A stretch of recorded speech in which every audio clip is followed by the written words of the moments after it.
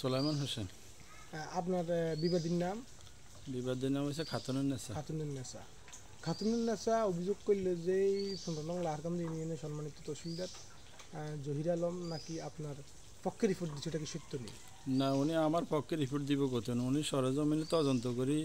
ওনারা বলছে যে ওনাদের সম্পত্তি হয়েছে ৬টি সিম, ঠিক আছে নি।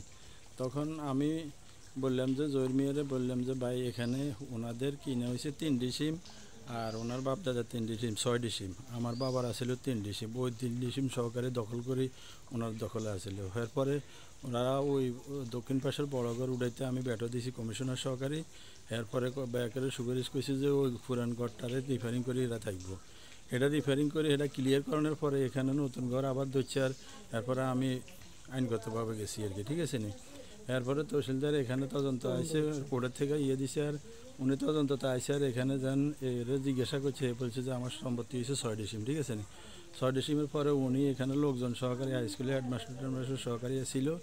ওনারা বলছে যে এইভাবে ঠিক আছে। তো পরে উনি মাপ দিছে আর দেখছে যে ওনার এই গড়টার সহকারে সর্বমোট এখানে সম্পত্তি আছে ৯।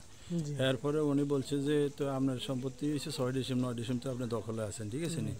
এটার পরে উনি হ্যাঁ না, উনি কথা বলেন না। উনি বলছে যে আমরা যাতে ৯টি সিম আছে আমরা দখলে আপনার যে বাদী হয়েছে ওনারা সরকারি বুঝে আমরা কিছু ছাড় দিয়ে হলে আমরা সমাধান করে দিই, সরকারি আমিনানি, ঠিক আছে।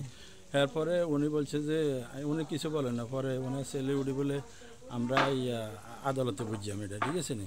এরপরে জহির মিয়া হেমিয়া রিপোর্ট দিছে আদালতে। আচ্ছা, ওনার রিপোর্ট যেটা দিছে এটা তো সত্য? হ্যাঁ, উনি তো না না কোনো পক্ষে না। উনি যদি আজকে হ্যাঁ যে বলেন ওনার বিরুদ্ধে যে রিপোর্টগুলো হইতেছে, ওনারা সাংবাদিকানি যে রিপোর্টগুলো করাতেছে, এই রিপোর্টগুলো কি সত্য নেই? এগুলো হচ্ছে মিথ্যা বানানো। মূলত সত্যটা হইলো ওনার ৬টি সিম জমি ৬টি সিম রিপোর্টে দিছে, ঠিক আছে। ৯টি সিম রিপোর্ট তো উনি দিতে পারছেন না, দলিলে যা আছে। তো এই বিষয়ে আপনার বাদী হিসেবে আপনার দাবি কি?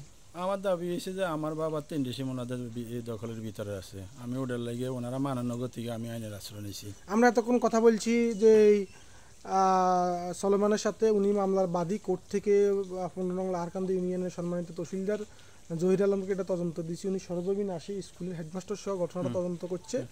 তদন্ত করার পরে উনি দেখলো যে এই বিবাদীর জমি হলো ৬টি সিম, যার কারণে উনি ৬টি সিম রিপোর্টে দিছে।